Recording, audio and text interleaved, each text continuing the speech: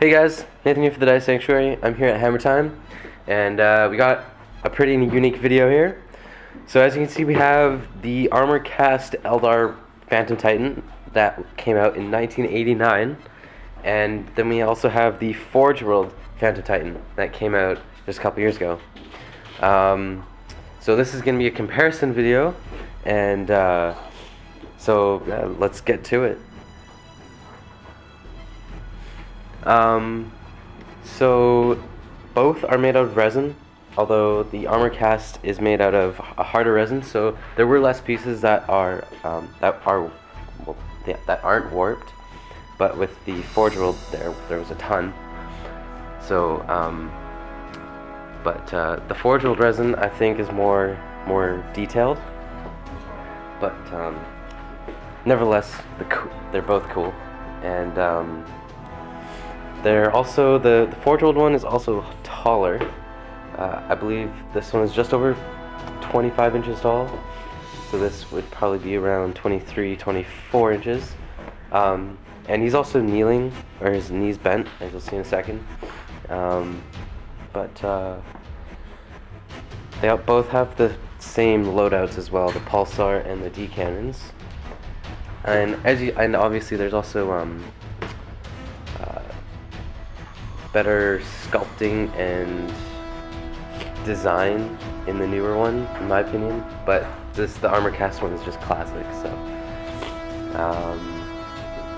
just a personal opinion. And I'm going to show you guys another view.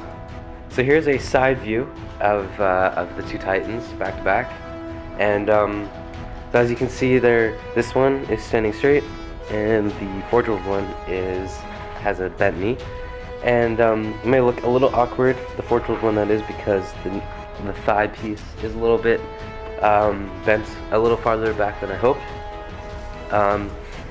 It's also accompanied by a Hemlock Fighter, and then as well, if you can see it, a Blood Angel Space Marine. So you can see they're both enormously big. Also, probably not going to be able to tell from this angle, but I'm going to turn it around and you'll be able to see. But the fins on the Forge World Titan, there's actually 4 of them, but on the Armourcast Titan there's only 2. But you'll see that when I turn them another 90 degrees. So here is the back sides of the two Titans. So as you can see, there are 2 more fins on the Forge World one, and there's only 2 on the Armourcast. Also, the gems on the Armourcast are huge, but I'll zoom in on some of those in a second. Again, these are just huge kits, and you pay the price for them definitely, but they're just so damn cool, and there's a lot of work to them. So if you ever get would like to purchase one, just be prepared for hours and hours of work in just in building and cleaning.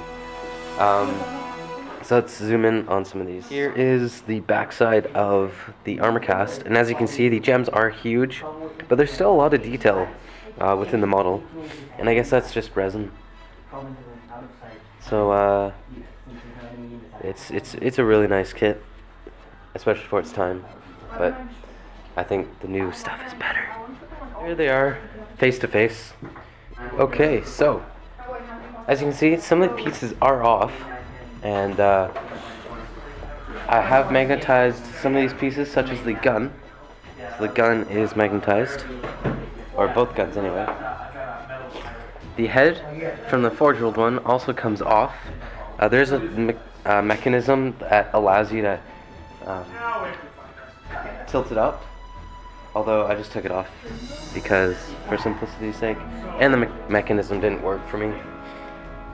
The head is also pinned on, and I'm most likely going to magnetize it just to match everything else. The shoulder pads are left off just for painting purposes, as I'd like to get into the shoulder pieces over here. And as you can see, Mike's, the Armourcast one, the shoulder pads, like the inside of the shoulder pad comes off. So it's kind of strange. However, that's because they are screwed in. So I'll zoom in on that and show you guys what I mean. Okay, so this is the Armourcast, as obviously because it's the yellow resin. But here's the shoulder pad.